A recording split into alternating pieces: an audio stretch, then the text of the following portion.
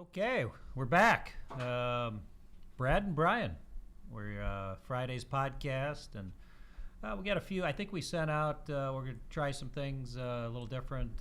We sent out, I think, a notification to let you know the topics we're going to talk about, and we'll go ahead and get rolling. There'll be some other folks that'll likely be joining us, but we're going to start off with Brian.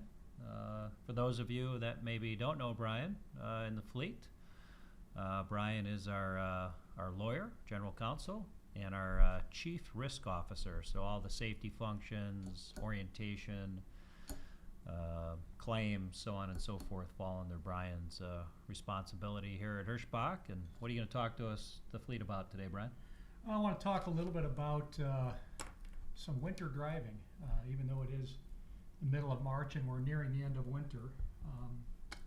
Winter still isn't over yet. We have a massive storm moving through some of the western plains states, Colorado, South Dakota, Nebraska. I'll talk a little bit about those affected areas and also talk about what we've done this past winter that we've fired up our winter task force and talk about what we've been doing with that and some of the great results we've seen with that new endeavor that we had.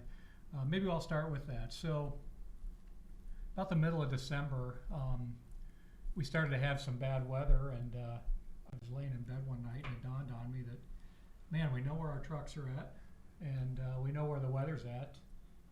Why don't we do something about it? So we fired up what we call a weather task force. And many of you probably, if not all of you, got a call. We called over 2,500 drivers this winter from a member of the winter task force. And what we do is we have a person identify where the weather's at.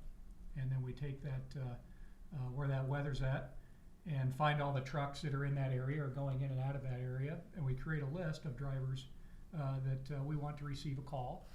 And we aren't telling drivers they need to shut down out there necessarily, but we are just having a general safety conversation with them, including increasing your following distance, watching your speed, obviously shutting down if you feel it's appropriate, and just reminding you that that's okay. And reminding all of our fleet operators that no load is worth ending up in the ditch over or hurting yourself or someone else that travels around you. We had some great success. We had very limited, very few accidents, roadway accidents relating to weather this year.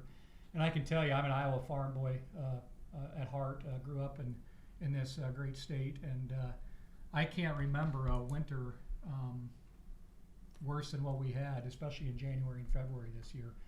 Dubuque typically sees, I think, 23 or 26 inches of snow a winter, and we had over 50 inches this year. So obviously the winter isn't just in Dubuque, Iowa, it's all over the country, but Texas saw some horrific snow even in February this year that they've never seen that caused more than just roadway issues. They also had drastic issues with their power, things like that.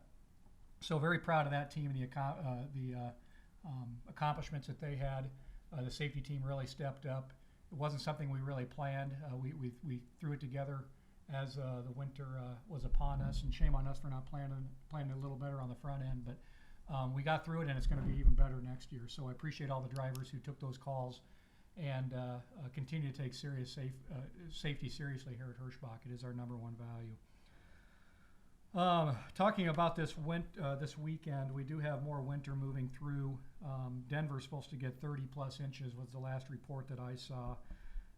Cheyenne, Wyoming, western panhandle of Nebraska, southwest corner of South Dakota. We're also looking at 40 mile per hour winds. I-76 into Denver, I-70 through Colorado, I-25 Denver to Cheyenne, and I-80 through western Nebraska into Wyoming. Could be a wreck this weekend, and the Weather Task Force is ready and on standby to identify drivers in that area and help you make some good decisions out there. So be ready this weekend, be on alert. The other thing too, inevitably in the spring every year, we always seem to have at least one, if not a handful, of wind blowovers with our equipment. We've made our equipment so light anymore in order to put more payload on the trucks and make them more fuel efficient. We put all the things on the sides of the trucks to make them more fuel efficient, and for lack of better terms, they've somewhat become a sail out there. So a heavy crosswind or a heavy front wind or a driving wind from the side front can be very dangerous anymore. When I was a kid, I can't remember a time we ever had a truck blow over, but it seems like inevitably we have at least one, if not a handful, every year here. So we'll just remind drivers to watch the weather. Don't just think about what's on the roadway, but think about these crosswinds that are coming at you. And slow down, watch your following distance, and shut down if need be. We certainly support that decision. And at the end of the day, drivers, you make that decision, not us. You're the ones out there in the trenches facing the elements. So thanks for all that you do out there on safety, and let's keep our game going on the weather this weekend. Yeah, just err on the side of caution, err on the side of safety out there when we're talking about high winds. Obviously, if you're empty out there with a trailer, you're much more susceptible than you are to when you're loaded. So be extra cautious if you got an empty trailer and you're in some windy conditions out there. As Brian said, yeah, safety is a value here. Err on the side of on safety. You know, if your body tells you you're tired and your logbook says you got hours, your body wins. Listen to your body. Take a nap. You know, the new hours of service. If you're not taking advantage of the new hours of service with the split sleeper berth, you know, being able to pause your 14-hour clock when you're taking your short break, your 3-hour break or 2-hour break, really adds a lot more flexibility and a lot of, I believe, is much safer than when we had the 14-hour clock keep rolling and drivers feeling like they had to drive when they were tired. So listen to your body. Pay attention to the road conditions out there, whether it's windy, whether it's sloppy, icy conditions. And let's get through this weekend cleanly. Don't want to see anyone get hurt out there. You know, literally, you know, what we do has got tremendous risk associated with it. And you know, you're all making literally thousands and thousands of decisions out there on a daily basis that are impacting people's lives. So keep your following distance, watch your speed, pay attention to what's going on out there. You guys are doing a great job. We're seeing some incredible improvements happening. In fact, we just had some really good news on the CSA front. The CSA scores come out every month, and we saw some dramatic improvements in just about every one of our CSA scores here last month, and the trends are moving in a very positive direction. Anything you wanted to add on the CSA front, Brad? Yeah, thank you. To all of you drivers out there, you're definitely stepping up the game. We've stepped up our game here at Hirschbach, I would say, over the last 6 months. You're probably getting more safety calls from the safety coaching team than you've ever had before. We're changing, and that means that you need to change as well. And we appreciate you keeping an open mind and changing those behaviors out there. If you follow the speed limit, maintain a 7-second following distance, watch your lane changes. You know, if you do all those critical moves and do all those critical things while out on the highway, all good things are going to happen to you out there. There's obviously others, but those are the ones that cause the critical crashes out there. So thank you to all of you. We're driving things in the right direction, and Brad uses this analogy, but we've got the flywheel that was traveling in one direction. We've got it slowed down and stopped, and we've even got it turning the other direction on safety. There's a long tail on the CSA, so it's going to take a while to get exactly where we want to be, but we definitely have things moving in the right direction, and we're going to keep it that way. Good. All right, well, we're going to bring Nick Forte up. Nick is our Chief Maintenance Officer, if you don't know Nick, and we're going to kick Brian out of here and have him go back to work. So, see you, Brian. Thanks a lot, guys. Thanks for joining me today. Yeah. And us, the group. Nick, come on down. Have a good weekend, everyone. Thank you. So again, yeah, Nick is responsible for all of our equipment and bringing it in, taking it out, getting it maintained, so on and so forth. And Nick's we got a lot going on in the equipment area this year here at Hirschbach. A lot of new equipment coming in, both on the truck and trailer side, and I know Nick wants to talk with you about kind of what's happening there. We've got 1,500 new trucks coming in over the next 9 months. Starting today, We've got 25 of them that were just delivered, Okay. and it's going to continue to ramp up. So a lot of you are going to be getting a tap on the shoulder and expressing, hey, your truck has been pulled in for decommission, and we're going to get you into a new truck. So over the next 10 weeks, there's 406 trucks coming in. If you look at over from now until July 1st, there's roughly 600. So that's a significant portion of our fleet. You know, it's a mix of probably 85% Freightliner with the DD15, and then we've got 400 internationals coming in. Those internationals are specs with the Cummins X15, so we're going to go back to the big boys on the engine. Yeah. I'd say it's a little bit more 2/3, 1/3, but yeah, I mean, we got a large supply of both, and as far as priorities go on, you know, swapping trucks out, we're going to be focused on basically the 2018s and the 2019s are going to get traded out this year, right? Yep. Everything that's a 2018 and 2019 air fleet is going to be see ya.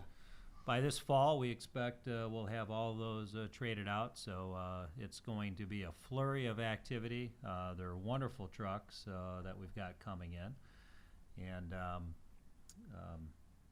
so what we got different colors. We got different colors. We've got you know, these things are tricked out. You know, we did a podcast when the first truck came in, when Brad got it, the 31000. It's a black truck, cool lettering. Some of the other things that we're doing, we're getting new graphics on the trucks. That we're excited. It's when are those going to arrive? They'll arrive in about 3 weeks. Okay. There's a little bit of delay from the time we print them till the trucks get ready, but what we'll also be doing is those trucks that are already out in the fleet, when they come in, we'll be retrofitting them to the new graphics as well. Yeah, so if you're in a 2021, we had, 175 2021s that came in the latter part of last year. If you're in one of those trucks, or you've already gotten into a 2022 this year, we'll put the new graphics on your truck at some point here when it's convenient for you. Yeah. The other thing that's really exciting that's coming, we've got 1,200 to 1,400 new trailers. We're going to be getting rid of all of our 2016s, most of our 2017s, and a good portion of our 2018 trailers. So we're going to take out a lot of that old equipment that you know, it's kind of seen its better day, and you know, it needs to go to the secondary market. And we're going to put these new trailers in here. And some of the great part about the new trailers is they are smart trailers. So I've touched on this a little bit on smart trailers, but what it's going to enable us to do is to look and make sure that we don't have lights out, we don't have ABS faults. We're also going to understand where the trailers are at, know if the doors are open and closed. It provides a huge operational benefit. So when we say, hey, go pick up this trailer, we're sending you to a trailer that's ready. You know, that's been one of the biggest complaints in the 22 years I've been in the industry. It's one of the things we've not solved, and I'm trying to get that solved. We're trying to get it solved. I want you to be able to haul freight when you pick up your trailer. Yeah, we're going to really move the needle in the trailer issue this year. Not only are we going to have a bunch of new trailers, but as Nick said, we'll be able to better monitor remotely, particularly the lights on these trailers, and make sure that you know, they're all working before you pick up a trailer. And then we're also putting some manpower. We're going to have some folks really focusing on trailer management more so than what we ever have. And if someone leaves a problem for someone else, you know, I know a big frustration is those people not being held accountable, and the people that are doing it, we're going to have people that are going to be able to follow up on those things. Well, Dan Wallace has joined us, and it looks like he's having some technical difficulties. I got no sound, Warren. I think it works, Dan. I think we're good. I can't hear you. I mean, it's not coming through here. I can't hear you either, but Okay. yeah. All right. As long as Warren can hear you. Warren, can you hear Dan? I can hear Dan. Yeah, you're good, All right. you know. Okay. So we got Dan Wallace who's going to be joining us here today, and let's see. What else we want to talk about equipment-wise, Nick? Anything else? You know, that's pretty much what we got going in is the new trucks and trailers. You know, the good safety systems on the trucks. You know, the side sensors. Really looking forward to getting some new equipment in there. Again, these are 15-liter engines. We're not doing 12-liter engines, but we're looking at better fuel economy. So I'm excited. well, take care of these things, please. They're expensive, but they're incredible machines, and we really need to treat them with respect. And let's make sure that we're taking care of them. Tire inflation is such a huge issue.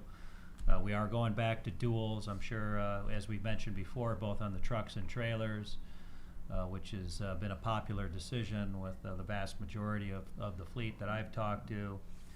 But let's really make sure we're taking care of this stuff. Inside of the trailers, inside of the trucks, let's make sure that we're keeping them clean. And we look good out there going down the road. So, good. All right, well, Nick, anything else? Nope. All right. Okay. Well, I'll let you get back on with your day, and we'll bring in Dan the man. Thank you. Thanks, Nick. I'll make a little bit more real estate, a little territory here for you, Dano. Come on and join us. So, I think on the last podcast, or maybe the podcast before that, I think it was 2 podcasts ago, I had communicated to the fleet that we were going to be doing some minor structural changes where I was going to relinquish or fire myself from the president role and just focus on being the CEO, and that Dan was going to be taken over as the president. And so this is Dan's first podcast since that announcement. So congratulations, Dan, and I know you're going to do a great job. Well, thanks, Brad, and I want to thank everyone out there. I look forward to working with everyone. Trucking company is only as good as its drivers, so we're very intent on improving the driver experience at Hirschbach. So, a few things. The freight market is very strong, and personally, I think it's the strongest it's ever been. Sometimes in this business, memories can be short, but if you look at the data, you look at the demand, I think it's extremely strong. It's strong now, and we've got Easter hams. We'll be pushing out, and then before you know it, it will be grill season, and we're such a predominant protein hauler. When grill season hits, we're going to get a boost, and then we got early spring produce, and then we'll have summer produce, and then the other thing is the economy. The economy is gaining steam. Actually, I think some people are worried that it's gaining steam too fast, but the market is very strong, and I think it's going to stay stronger. Our demand for our services is it's literally off the chart, and Brad mentioned that he's going to be focused more on a CEO role, and over the next year and a half we'll be transitioning stuff. But one of the first things we're starting to work on is to kind of one Hirschbach, and one of the first things is the sales arena. Mike Smith has been named our chief sales officer, and this past week we had the entire sales team into Dubuque working as one group, not just dedicated, not just spot, not just over the road, but all working together to collectively improve our network. We're making good progress. And it's a never-ending progress, but we are working very diligently to refine our network. I looked this morning, and for over the road, we're dead on 1,000-mile length of haul, and that's just about perfect in the over the road world, in my opinion. Some of the things we're doing is we've all but eliminated broker loads, and what few are left, they're under pretty tight scrutiny. So we've also identified some customers we want to grow. The better we do, the more we can share. And we've got some heavy guidelines on certain accounts we're going to grow. And Some of them, just to name a few, is we're very high on a company called Lactalis. They've got a national footprint, matches up very well with ours. So we're looking at that. We've got customers, that everybody knows, coming to us with additional freight requests, whether it be Smithfield or Purdue or others out there that everyone knows. But we also have a tremendous amount of demand from names that probably aren't quite as well known. In the high value sector, we've got RJR pushing freight our way. The reason I was late getting down here is I was on a call with UPS. UPS is wanting to know what they need to do to get basically more trucks from us to haul HelloFresh. We're in the final stages of getting our summer berry program nailed down with Driscoll's.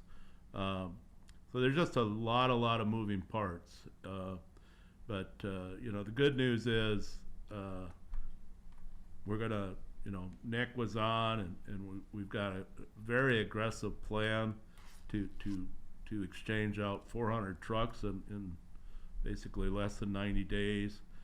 That's going to give us a big lift. The new trailer technology is pretty unbelievable. That is going to give us an edge in the market. So a lot of good stuff happening at Hirschbach. So just touch on a couple other things. The service is always key critical.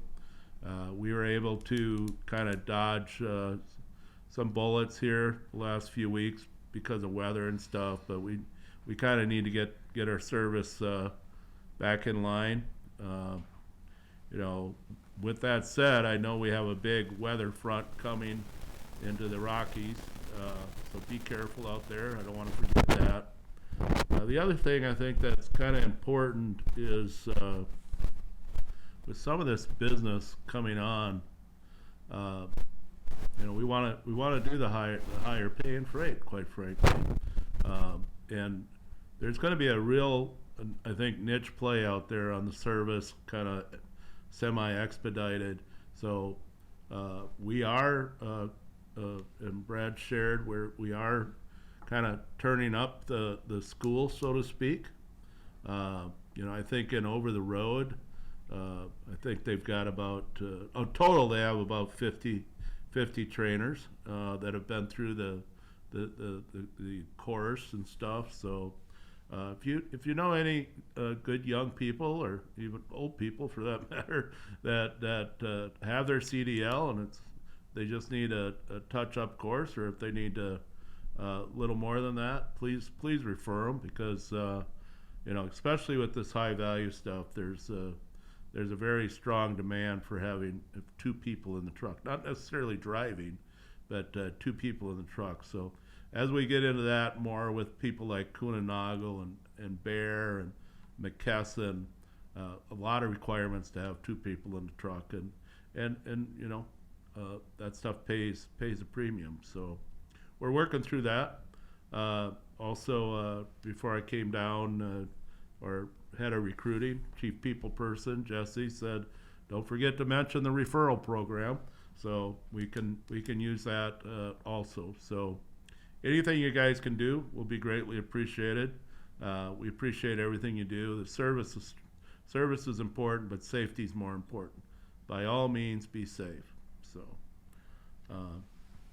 Well, good. That's a lot of exciting things, as Dan had mentioned, that we've all got forward to look to. 2021 is going to be a really a great year. I could definitely see it and feel it. A couple other maybe items. Bob Twining, who's going to be retiring here at the end of the month, our chief information officer, IT, and so forth. He discovered something this morning that he shared with us. Apparently, you can send messages from different parts of the TransFlow system. You can send them from the normal load side, which the vast majority of you are sending the messages in through there. And apparently, you can also send it through the hours of service. And there was a small number of messages going through there, but those messages don't integrate into our system. And so I apologize to some of you that have sent messages through there. We've never seen them. We never received them. But the ability to send messages from the hours of service side is going to be eliminated here shortly, so you won't be able to do it from there. We won't have this issue going forward. You just do it normally from the load side. So that's one item. Another item, we're going back to music on the hold. We've gone back and forth. We had all these trucker songs that people were getting tired of, and then we put on some songs that I selected. And some people like them, some people don't. We tried the podcast on there, and some people are getting confused. Thought there was a conversation going on or something, and people were hanging up. And so we're going back to music. I think you got my old 5 songs on there. We'll try and mix it up and come up with some new ones. Dan, you want to maybe select some songs for the group? Oh, I'm not sure I'm qualified. You're not sure you're qualified? All right. Well, we'll get some different music out there for you. But more importantly, let's not have you on hold. And we've got some new reporting that we'd like to share with you. That Dan, we just saw it this morning for the first time, right? Yeah, it's really a very, very impressive amount of data. It's almost data overload. But what it does is it peels everything back, and there's really no place to hide from our perspective. So, the good news, the semi-good news is that on average, which is about 20,000 calls a week, on average, the hold time is less than 2 minutes. Now, when you get into the deeper dive, there's significant differences between daytime ops, nighttime ops, road assist. We are looking at safety, OS&D, recruiting. So there's some disparity, but now we have the data at our fingertips, and like I kind of started by saying, there's really no place to hide. So we're going to be putting a lot of energy into that. We're getting feedback from staff about the queues. It's probably better than it was a couple years ago, but it still sounds like we could do better with the queues. So the phone, I mean, me personally, I can't stand up, be on hold. So I kind of, from a personal level, feel your pain. And the other thing, we can sector the calls, and the ones, anytime there's a call on hold for more than 10 minutes, that needs to be resolved much quicker. Yeah, and just 5% of the calls are on hold for 10 minutes or more. And so, as Dan said, our average is under 2 minutes throughout the organization. That was actually a better number than I expected to see. I was pleasantly surprised with that. However, those exceptions are the ones that could really bite you in the backside. And so we're going to be really focused on those excessive hold times and make sure that we understand where those are happening and when, and we figure out a way to make sure that we get your calls answered promptly. The other thing I would say, though, is minimize your calls. If it's something that it doesn't have urgency associated with it, and it could wait, with a message being received or something like that, go ahead and do that. I know we are looking at a new phone system. It's not going to be probably put in place for a while. We haven't selected the one yet, but one of the features I know that we're looking for in the new phone system is a callback feature, where instead of you waiting, if it's something that isn't quite so urgent, that you could just request a callback when that person's available. So the new system will definitely make sure that that's got it. I know several drivers have asked for that in the past, and we're going to make that happen here at some point in the next 6 to 9 months. So kind of along the lines of the drivers, I think you all can expect to see a short survey come out within the next week. I was just going to go there next. Oh, did Yeah. I steal No, your you got line? it. No, good. We're on the same page, Dan. We're That's actually and Brad and I aren't going to come up with the questions, by the way. We actually got, a lot of you probably know Rob Stites and Robin Lewis and Lottery and Nevada. They're the ones that are they have your ear. The payroll team. Those are the ones that are coming up with the survey questions. So when you do receive the survey, we ask that you participate. So we can start identifying maybe the top 3 issues we need to start looking at. So if you could do that, we'd appreciate it.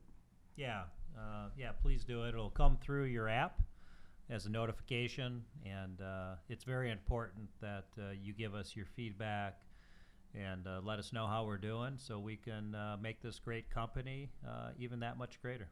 Brad, did you talk about the what came across, I think it was TCA, in regards to the truckers being able to get their COVID shots?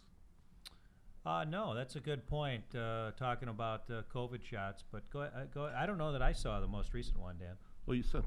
Oh, I sent it. You Okay. sent the article. Well, basically, on the truck stops? ATA Yeah. is trying to make arrangements through and utilizing possibly the truck stop networks, Right. where you can get your vaccination on the road, and then not necessarily have to get back to that same exact location, within 30 days or whatever.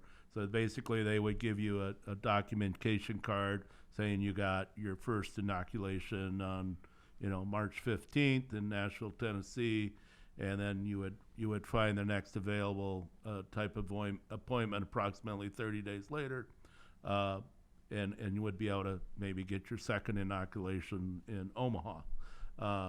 So that would be very good. The sooner the country can reach a herd immunity level, hopefully we can all start getting our lives back to more of what would be called normal. Because there's no doubt this past year has been challenging. I watched a couple specials the last couple nights because basically it's been 1 year, and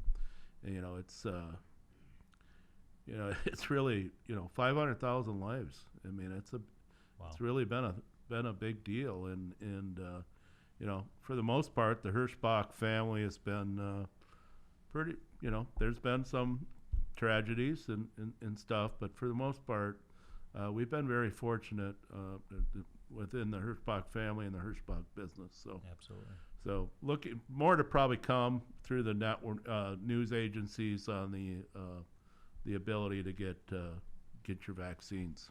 Yeah, we're really keeping our finger on the pulse of this. As Dad mentioned, the ATA, American Trucking Association, they're really our voice in Washington. We work real close with them, and they're out there doing some great work on the industry's behalf. And I'm confident we'll hopefully be able to put something together that makes sense for our drivers, whether it's the 2 vaccine solution, as Dan mentioned, or maybe the Johnson & Johnson one where you only need just the one and done. We should be swimming in this stuff over the next couple months, and I had mentioned on maybe last week's podcast or the one before that we're going to bring back the doctor here like we did on the front end of COVID, and have just a topic to focus on the vaccine specifically, and really try and answer any questions or concerns anyone's got. We're certainly huge proponents of getting the vaccine and getting any of the 3 vaccines that have been approved as soon as you can. The sooner we do that, the sooner we can all get back to running back to our lives the way our lives should be, and we can see our loved ones and do the things we like doing, go to ball games, all that sort of good stuff. So, all right. Anything else, Dan, you'd like to before we conclude? Are they up to speed on the terminals and where we're at with making headway on? No, we'll give them the latest updates on terminal. Sure. No, we didn't talk about those. Kansas City is now in our hands. There is going to be a keypad that's going to be installed next week, we believe on Wednesday. When that happens, we'll get a fleet-wide message out. So step one for our drivers is you'll be able to use that as a safe place to park later next week. And then at the same time, we're having a lot of success hiring some incredible technicians out there with a lot of experience. So we expect the shop will be up and running around the 1st of April. And we're going to start doing new driver orientation. Our orientation will be held in Kansas City starting the week of April 5th. So if you know of anyone that Kansas City would be a convenient location and they're good drivers and want to come to us, they'll be able to start going to orientation there then. I've talked about the Denton facility. Hopefully this Friday we're supposed to receive word, and we expect it to be positive, that we've been approved to start building on the land across the street. So we'll keep you updated there. Assuming we get that approval, the first thing we're going to do is create a temporary drop lot over there where we can, we know the problem we have in Denton, why we're building, is because we don't have enough land there to park equipment, and it really creates some frustrating situations for everyone, our drivers, you know, our folks, you know, Jason and his team in the shop and what have you. So, you know, we'll create a drop lot hopefully across the street within the next couple months, and primarily park trailers there and keep the trucks over at the yard. That'd be step one. Step two is building the new place, and I would expect we'd start construction the second half of maybe in the fall, second half of this year, and sometime in 2022 get that thing completed. So that's exciting. The Texas thing's huge. I mean, we put so many trucks up and down I-35, and to have that facility there and have it, you know, literally gridlocked, to be able to open that thing up is gonna be a big advantage for us. Yeah, absolutely. I know a lot of drivers stay away from there because of the congestion, unfortunately. Yep. So the other terminal update I'd give you is Monmouth. We're going to start a pretty extensive construction project there, or facelift or improvement project, whatever you want to call it, in Monmouth this year. We're getting bids on concrete, so there's going to be a lot of concrete put down. The fuel pumps are going to get removed. Grannies will go from the shack to where the truck shop is in the front there, and we'll build what I'm calling an orange beacon. Instead of the blue beacon, it's an orange beacon. So it'll be a couple of wash bays that you'll be able to drive through and get your the outside of your truck and trailer washed, not just the inside of the trailers. So that'll be our first location that we have one of those. But in the future, we'll be adding more of those throughout our network. Once we got a location that we're happy with and we've got the right land and facility, we'll make sure that we've got orange beacons out there. And for our operators out there, good news, as those orange beacons become available in our network, you will be able to utilize those to wash your truck, trailer, free of charge. So free of charge and as often as you'd like. So that'll be something that we're all looking forward to. We've got such nice equipment. We want to make sure it looks good out there. For sure. I mean, by the time we complete this year, I suspect we'll have the newest fleet on the road by the time we exchange out all the trucks. Oh, yeah. Yeah, not only the newest, but I'll say the nicest spec as well, and best looking, best branding. Lot of pride in the ride going down the road there. The last terminal, well, I'll give you we're going to, in East Dubuque, I've mentioned, we're also going to have a construction project in East Dubuque. We're going to change the flow of traffic. The entrance will be down near the training, graffiti training building. That'll be the way in, and the way out will be on the side of the shop. All of our locations, we're working on plans to have controlled access on and off our facilities, as well as safety inspection lanes, and so we can, if you have any issues with the equipment, you can get them addressed quickly, and we'll have quick fix bays, if you will, for doing minor repairs to get you back out on the road. Excuse me. The last terminal update I've got will be Joliet, Illinois. We do have an agreement to take possession of a very nice facility in Joliet, Illinois. We're currently reviewing the document. I expect we'll have something signed early next week and take possession of it likely in July of this year. So very nice facility. That location will have on-site fuel. And I would say that on-site fuel we're planning also being something that would be at Hirschbach facilities of the future as we get this network and our terminals set up the way we want them. Was BK in here earlier? BK was. He Okay, was so he was first on deck. So he shared the good news with the CSA? CSA scores and talked a lot about the storm coming through and high winds and so forth. You bet. Yeah. No, that was great on the CSA scores. Absolutely. So I just want to support and reiterate to all the drivers that the safety coaches have got a tough job to do, and they're doing a heck of a job. You know, ultimately, we all want to be safe. I don't think anybody wakes up in the morning and says we want to have an accident. But, you know, there's a few things, guys, that we really need to kind of square up. And I've heard some blowback here and there, but, I mean, there's like a few cardinal sins that just need to stop. Driving a commercial vehicle down the road and being actively involved in with a handheld cell phone, you can't do that.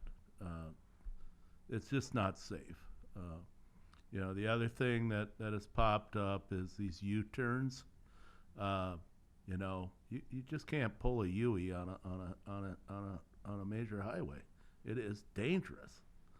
And you know, another one that sounds so silly, and a lot of the experienced truckers out there are going to scoff, but I mean, good golly, we're dropping like one trailer a day because we're not getting out and making sure we're latched.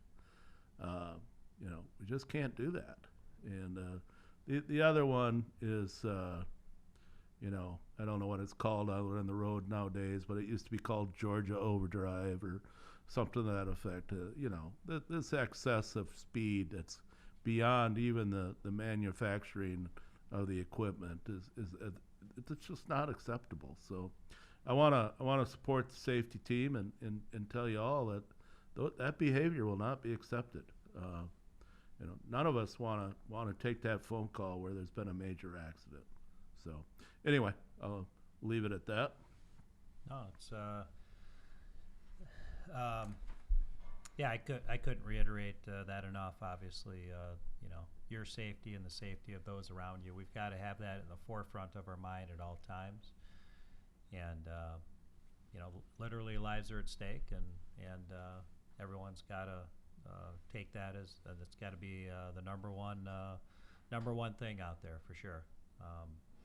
I'm going to go ahead and we've started this. I guess what would you call this, Warren? What am I looking at here? What is this thing called? These are live questions from the drivers that are watching. All right. So for those of you that are watching live, we're now taking questions.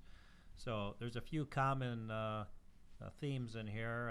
I'll do my best to answer as many of these as I can. Curtis asks, when are the new international trucks coming in? And they're going to start coming in next week. So 400 of them are coming in starting next week. We're estimating to receive roughly 25 a week over the next 8 weeks. Well, I did that wrong. Over the next 16 weeks. I guess bad math on my part. I will say, whether it's international, whether it's Freightliner, there are definitely some component shortages that are going on out there. They're having some challenges getting all the parts that they need. So I know we've got some Freightliners that are delayed with after treatment parts that have not arrived. And so I would not be surprised if some of the trucks get delayed a little bit based on what we're hearing, but hopefully not. So international start arriving next week. I got someone that says Williams asking I'm in a 2019 International. How do I get on the list for a new truck? Well, here's the good news. You're already on the list, all right? So if you're in an 18 or 19, you're already on the list. You might not know it, but you are on the list. We've got if you're curious to know where you are on the list, you could definitely talk to who should Probably we talk? Jan Garrett or Dan McGovern. Yeah, sort of Would be good reach out there. Yeah, they're the ones coordinating the efforts. But we're going to be pulling out the 2018 18s first. There's a group of Kenworths that are scheduled to come out early on. 2019s. There's some Freightliner 18s and 19s that are on the list. So there's kind of a group of about 600 trucks that are on the short list, I'm going to call it, over the next, call it 3-4 months. And then the balance of the 19s are towards the second half of the year. But you can talk to the leasing department. They can answer your question as to where you are. Jimmy's got a question. Will the new trucks come equipped with bigger refrigerators? And yes, the answer is yes. In fact, you can't actually buy a good size refrigerator from the guys that are making the trucks. They all got these little toy ones where you're lucky to be able to get about 2 ice cubes in the freezer. So we're no longer going to be speccing trucks with factory installed refrigerators. We're putting in our own refrigerators, and they're big. I'm going to say from the table, they're from the table to about here. You can get plenty of food in there. So I went out when I went out. I think it was in December for a week. I filled up the fridge and I never bought any food while I was out on the road for the week. I just ate out of the fridge. So let's see what else we got here. Danny, you're having some problems with your 2019 Kenworth. You've been here for 4 months, having some challenges. It's on the short list to be replaced. So I would expect that would happen in the next couple months. Let's see. William, why do we not have a phone directory on the Geo tab anymore? I have no idea, but that's a good question. We'll go ahead and check into that and see what's going on with the phone directory that we used to have on there.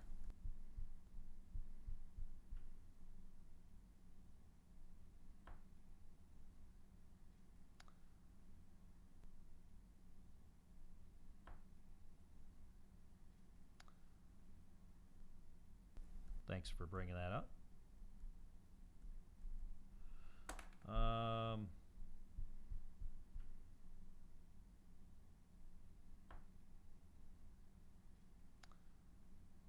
A couple one-offs relating to, I like to call these, I'm a driver, so I could make fun of myself, but these driver war stories we talk about sometimes. But a couple of you had some bad experiences, it sounds like, with being in that one of the 5% that have waited for more than 10 minutes. And number one, I apologize that occurred. But you have my commitment, you have Dan's commitment that we're going to really hone in on those excessive wait times and drive those out of the organization. So if you've had one of those in the past, again, I'm sorry. We've got it in our radar. That looks like it's it from the group. So we'll go ahead and wrap things up. Thank you, everyone, for doing such a great job out here. Got a lot of great things to look forward to here in 2021. And we'll talk to you next week. Take care, everyone. Be safe.